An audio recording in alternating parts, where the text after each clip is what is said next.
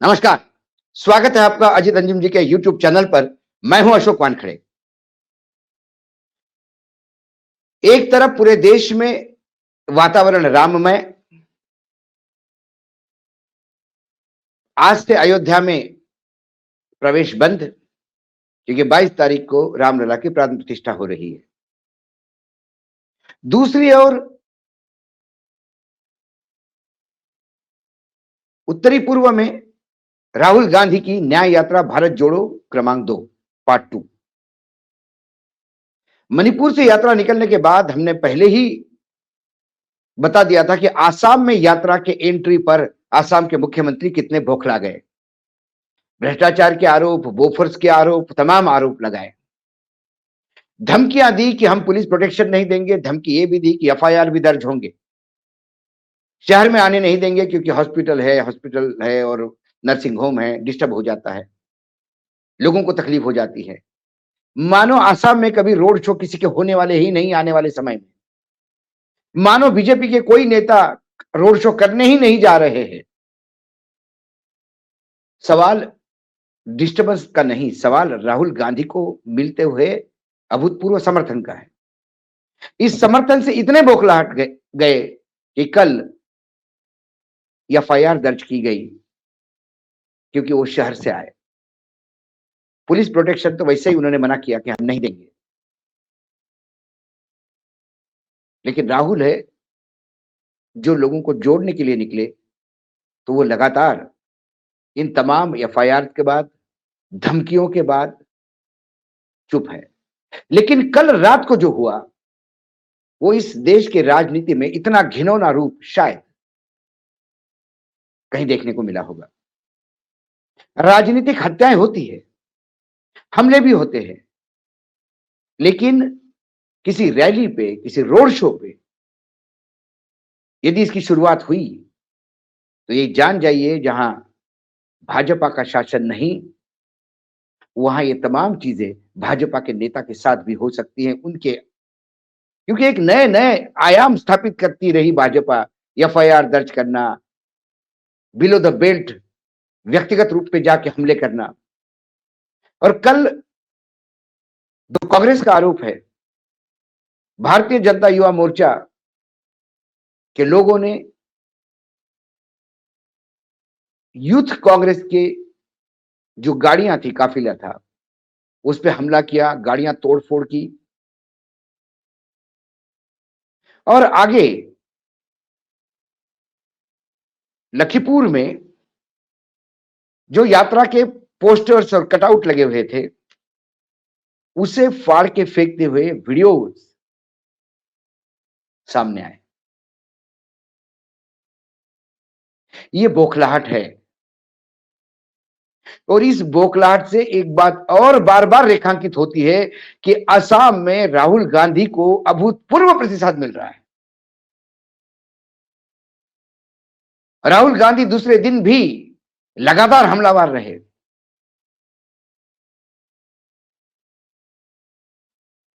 उन्होंने जो जोरहाट जिले का जो निमातीत घाट है, जहां दुनिया का सबसे बड़ा नदी द्वीप है मजली, वहां ब्रह्मपुत्रा पार करके गए नाव में बैठकर, वहां आदिवासियों को संबोधित किया, वहां के लोगों को संबोधित किया और उन्हें बताया कि हम आपको आदिवासी क्यों कहते हैं और ये वनवासी क्यों कहते हैं। हम आदिवासी इसलिए कहते हैं कि आप यहाँ के सैकड़ों साल, हजारों साल की परंपरा के साथ रह रहे हैं, आपका वास आदिकाल से है, इसलिए आप आदिवासी हैं, इसलिए यहाँ के संसाधनों पे सबसे पहला अधिकार आपका है। कांग्रेस इसकी मान्यता देती है, और भाजपा आपको वनवासी करके वन में सीमित रखना चाहती है। आपके अधिकारों की बात आती है, हाथ उठे कर देते हैं, क्योंकि इनके अपने इंटरेस्ट हैं। उन्हें हेमंता विश्व शर्मा के बारे में कहा कि ये देश के भ्रष्टतम मुख्यमंत्री है, और बाकी भाजपा के मुख्यमंत्री को तो ट्यूशन लेनी चाहिए इनसे कि भ्रष्टाचार कैसा करना चाहिए और कैसी कैसी अलग अलग विधाएं अपनानी चाहिए भ्रष्टाचार में। इसकी ये यूनिवर्सिटी है, चलते बोलते स्कूल है। अब इतने हमले होने के बाद और लगातार लोगों का साथ होने के बाद बढ़ती हुई भीड़, दिन ब दिन बढ़ता हुआ समर्थन, कहीं लोकसभा आने वाले लोकसभा चुनाव में इसका गणित उल्टा ना हो जाए, इससे और बौखला जाता है प्रशासन। और फिर जब कानूनन एफआईआर दर्ज करने के बाद भी पार्टी तस से मट होने को तैयार नहीं है और लगातार बढ़ते जन समर्थन के साथ और भीड़ के साथ यात्रा आगे जा रही है, तो फिर गुंडों का साथ लिया जाता है, तोड़फोड़ की जाती है। और फिर तोड़फोड़ करने वालों को, पोस्टर फाड़ने वालों को डर किसी बात का नहीं, क्योंकि सैया भय कोतवाल, तो फिर डर काहे का? जब करवाने वाले ही सत्ता में हैं, तो फिर करने वालों का डर किस बात का? लेकिन क्या किसी के गाड़ी का शीशा तोड़ने से या किसी के पोस्टर फाड़ने से जनता के दिल में से आपको उसको नष्ट कर सकते हैं? यदि पोस्टर फटने से ही नेता लोगों के मन से उतर जाता, तो फिर लोग रैलियां ही नहीं करते, बड़े-बड़े पोस्टर बना के वहीं फाड़ते रहते। ये छिछोरापन है। और 2014 के बाद देश की राजनीति में छिछोरेपन के नए-नए आयाम रोज स्थापित हो रहे हैं। और दूसरी तरफ मैच्योरिटी, कल की ही बात है। प्रधानमंत्री जी महाराष्ट्र से होते हुए कर्नाटक गए। बोइंग के एक बहुत बड़े यूनिट का 45 एकड़ में बनी हुई एक फैक्ट्री का लोकार्पण था। वहां स्टेज पे सिद्धारामैया भी थे, कर्नाटक के मुख्यमंत्री, जो कांग्रेस के नेता है, कांग्रेस के राज है कर्नाटक में।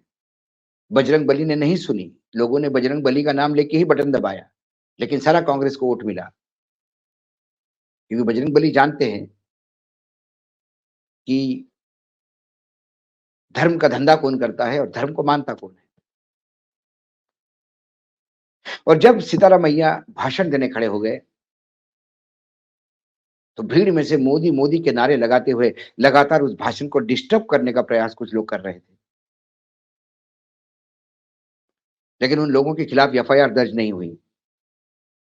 उन लोगों को कांग्रेस के कार्यकर्ताओं ने मारा नहीं, लगाने दी घोषणाएं। मोदी जी स्टेज पे है, मोदी जी के चाहते घोषणा दे रहे होंगे तो देने दीजिए। बार बार डिस्टर्ब होते हुए तो मोदी जी ने हंसते हुए उनको कहा कि कभी कभी ऐसा हो जाता है। तो सिद्धारामैया ने भी ऐसा ही स्माइल करके अपना भाषण आगे करा। यह है एक राजनीतिक दल का प्रगल्भता, मैच्योरिटी इसको कहते हैं। लेकिन यदि ऐसे ही नारे कांग्रेस ने अपने वर्करों द्वारा मोदी के भाषण में डिस्टर्ब करते हुए लगाए होते, कांग्रेस पार्टी जिंदाबाद, कांग्रेस पार्टी जिंदाबाद, सिद्धारामैया जिंदाबाद, तो यकीनन मोदी जी फिर हंसते नहीं, बहुत विचलित हो जाते, क्योंकि मोदी जी को महिमा मंडन पसंद है, सवाल नहीं। लेकिन कांग्रेस कभी ऐसा होने नहीं देती, सबसे पुरानी पार्टी है, कुछ एथिक्स होने चाहिए। इसीलिए मैंने कहा कि ये दो सिनेरियो आपके सामने है। एक भारत जोड़ो यात्रा, जहां मिलता हुआ अभूतपूर्व समर्थन के साथ बौखलाए हुए लोग फिर अब हाथापाई पे उतर आए, पोस्टर फाड़ने पे उतर आए। एक छिछोरापन वो। और दक्षिण भारत में कर्नाटक में प्रधानमंत्री के मंच पर बैठे होते हुए मुख्यमंत्री के सभा में यदि मोदी मोदी के नारे लगते हैं, तो मुख्यमंत्री उसको सर आपको पीट लेता है, काउंटर नारे नहीं लगवाता।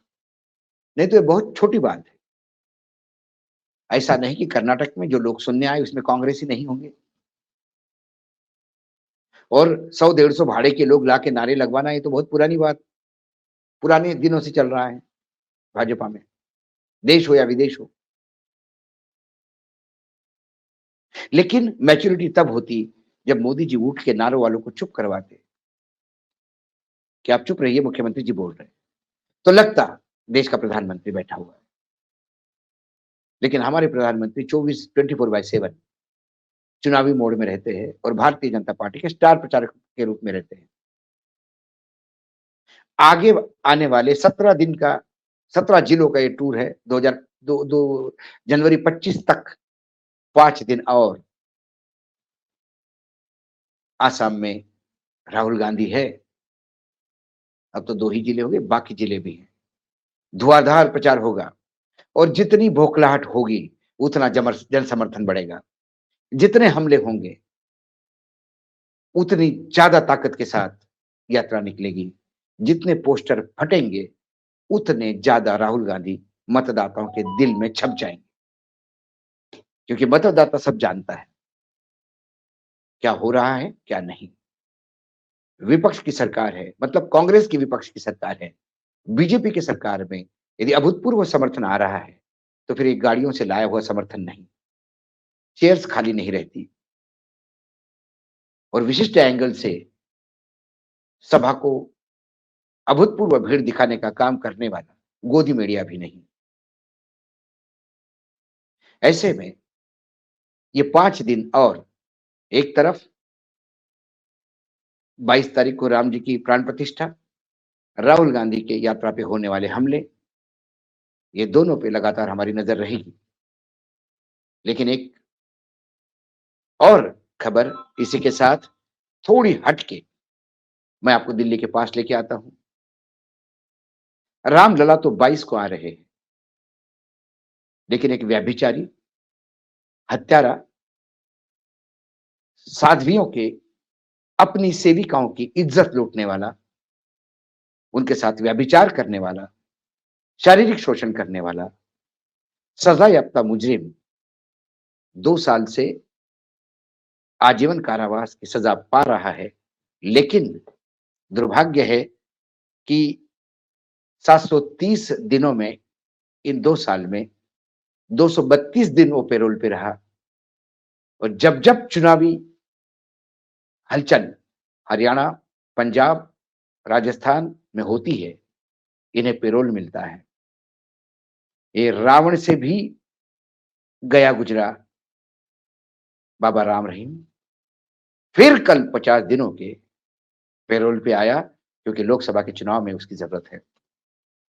तो एक हाथ में राम, एक हाथ में व्यभिचारी हत्यारा राम रहीम। ये चरित्र है वर्तमान सरकार का, भारतीय जनता पार्टी का। आज इतना ही, कल फिर आता हूं किसी विषय के साथ। तब तक के लिए नमस्कार। देखते रहिएगा अजीत अंजुम जी का यूट्यूब चैनल।